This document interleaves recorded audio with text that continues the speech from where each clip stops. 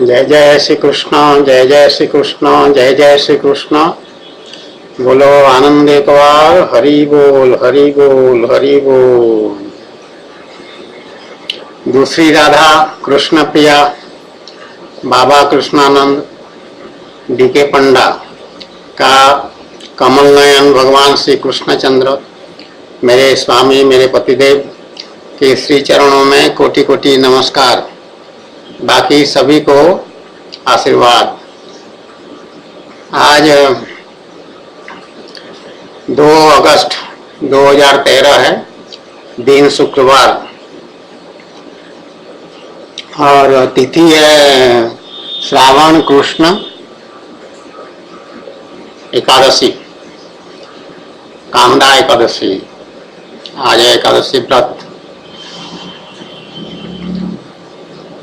भगवान श्री कृष्ण का नाम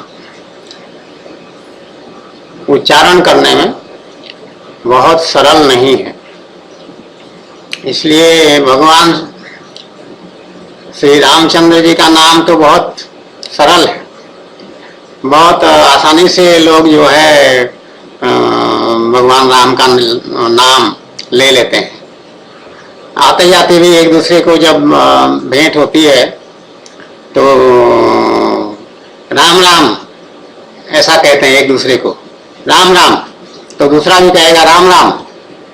तो ये हमारे खास करके उत्तर प्रदेश में ये बात लोगों के दिलो दिमाग में बिल्कुल बैठ गया है। राम राम कहना जो है एक अच्छा, भगवान का नाम लेना चाहिए, ये सनातन धर्म की शिक्षा है, भगवान का आदेश है।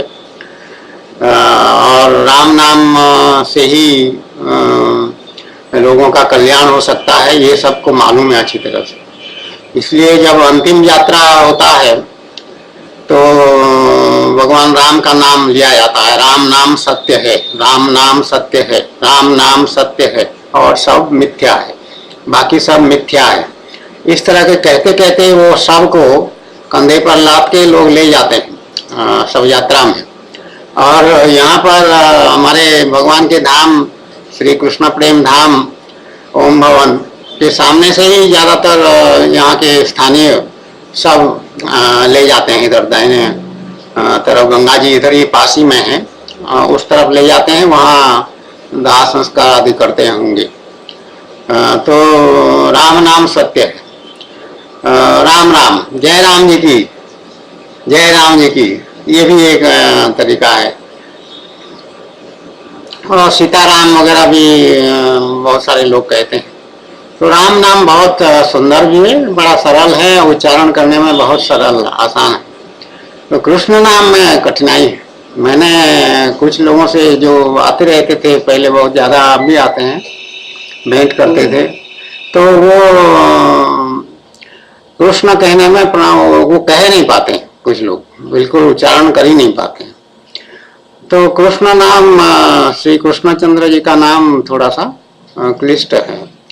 और आजकल प्रचलन में जो खास करके हिंदी भाषी क्षेत्र से ये प्रारंभ हुआ है, भगवान का नाम को कृष्णा, सब लोग कृष्णा कृष्णा कह के उसको उच्चारण करते हैं।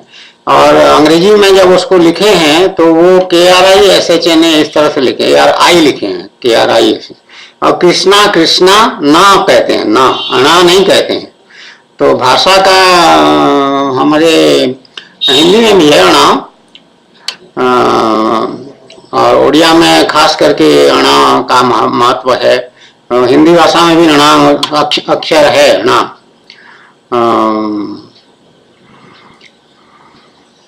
जैसे पंडा है, जो सरनेम है देवेंद्र किशोर पंडा, तो प और आधा अणा और ड और उसमें आकार, ये पंडा। ना नहीं होता है, प ना आधा ना ड ऐसा नहीं, आधा अणा होगा, वो सही है। अणा दंड उड़िया में कहते हैं उसको, अणा दंड, इसको पंडा। उसी तरह से एक हिंदी में और अजीब उच्चारण स्वामी रामदेव ने इसको शुरू किया है पब्लिकली, बहुत ओपनली और टीवी के माध्यम से।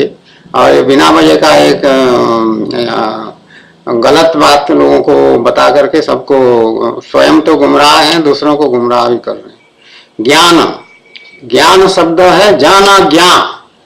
ये उड़िया भाषा में जो व्याकरण सिखाया जाता है, संस्कृत भाषा में जो व्याकरण सिखाया जाता है, उसमें ये ज और न को जोड़ने से ज्ञ होता है। आज्ञा क्या ज्ञान, याज्ञ से नहीं।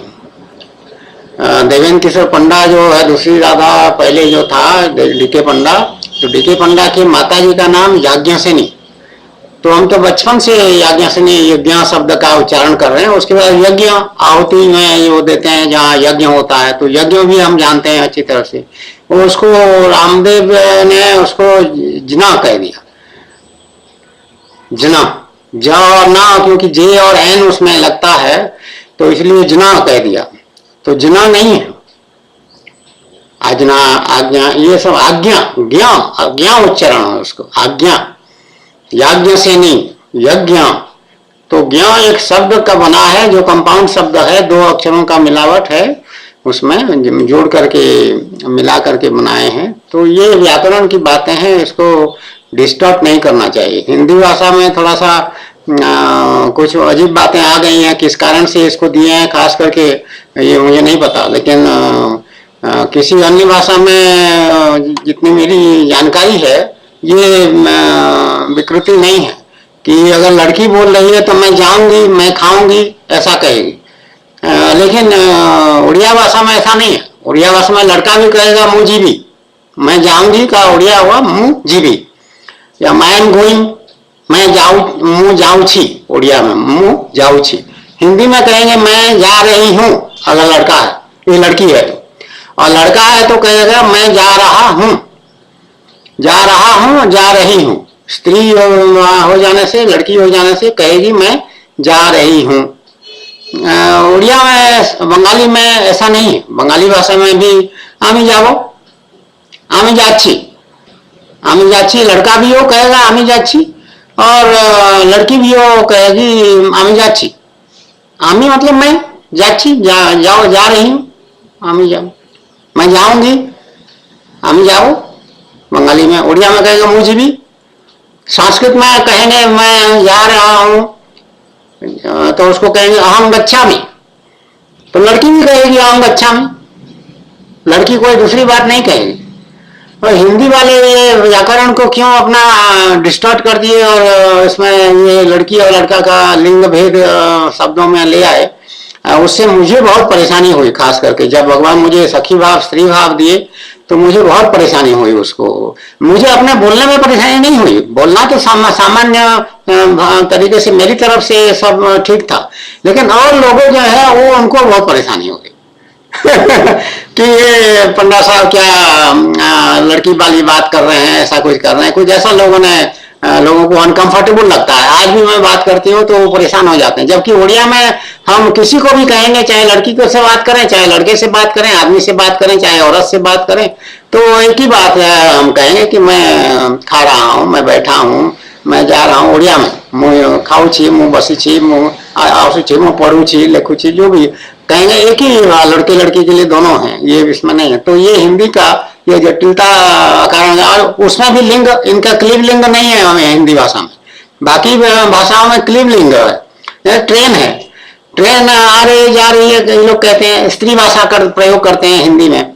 ट्रेन आ रही है, और ट्रेन में तुम्हारा क्या लड़की बना, कहाँ से ले आए, ये समझ में नहीं आता। अरे बेकार है, बेकार है, इसको बंद करना चाहिए। और उसको एक लिंग की जो क्रिया है, एक लिंग जैसा बाकी भाषाओं में जैसा है वैसे ही रखना ज्यादा श्रेयस्कर होगा। तो भगवान का नाम की चर्चा कर रहे थे। कृष्ण नाम का सही उच्चारण कृष्ण, रू, ई नहीं है, रू, पूरा ऊ भी नहीं है, पूरा ई भी नहीं है, वो बीच का होगा, लेकिन ज्यादातर उसका ऊ की तरफ जाएगा। कृष्ण, कृष्ण, कृष्ण अणा होगा, अणा।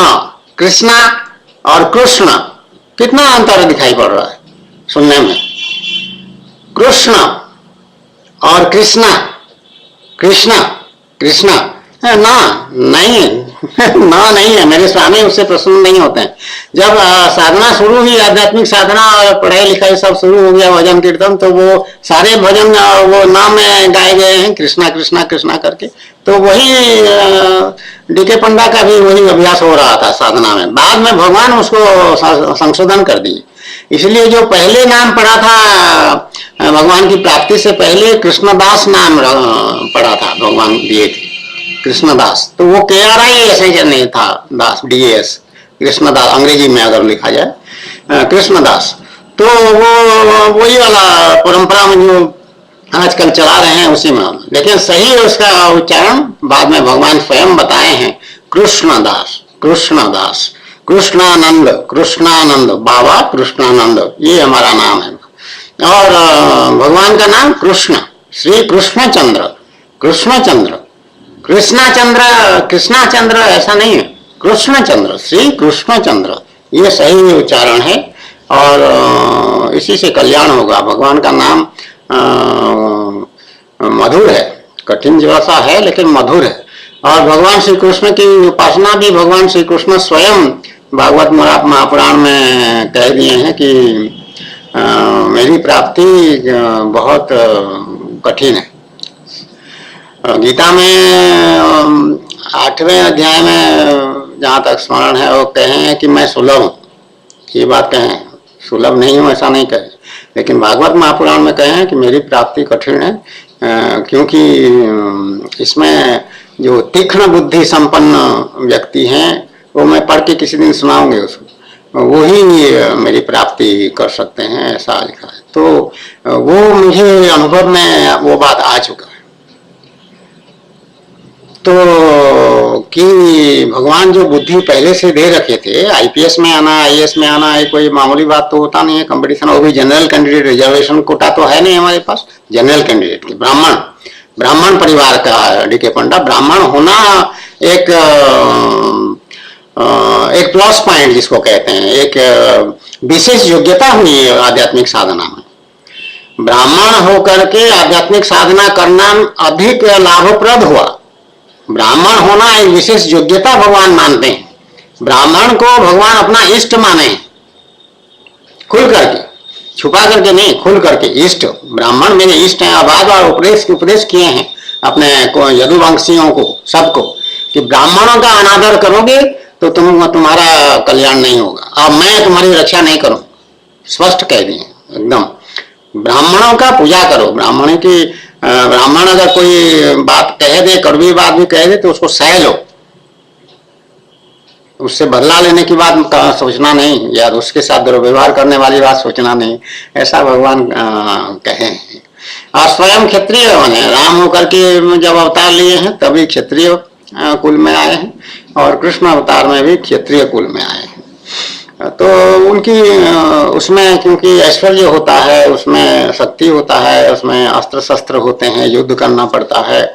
और उनका मुख्य काम राम अवतार में भी यही था, किसी का वध करना था, रावण का। और इस अवतार में भगवान श्री कृष्णचंद्र के अवतार में भी द्वापर में कंस का वध करना था। न केवल कंस का, बाकी जितने भी राजा पापी असुर लोग राजा के रूप में अत्याचार कर रहे हैं, पृथ्वी पर अत्याचार कर रहे हैं, उनको नष्ट करके पृथ्वी का भार को हल्का करना था। बहुत असुरों राजाओं को भगवान को मारना था, इसलिए वो क्षत्रिय कुल में आए। अच्छा हुआ, उनका योजना अपने हिसाब से बना करके वो आए। तो ऐसा भगवान की कृपा होती है। और नाम का उच्चारण सही होना चाहिए। और जग में सुंदर है दो नाम, चाहे कृष्ण कहो चाहे राम। तो भगवान का नाम सुंदर है, मीठा है, मधुर है, कल्याणकारी है। तो कृष्ण कृष्ण कहो।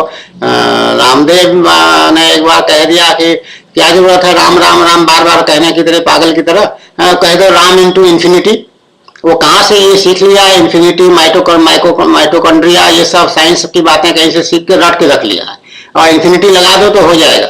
ऐसी मूर्खामी वाली बात स्वामी रामदेव ने कहा है कि इसका कोई कल्पना नहीं कर सकता है, वो आर्य समाजी है। ये सब मूर्खामी वाली बात है। राम का नाम रटना है, कृष्ण का नाम रटना है, जप करना है, उसको जप कहते हैं। माला कंठी माला चलाते हैं लोग, माला फेरते हैं।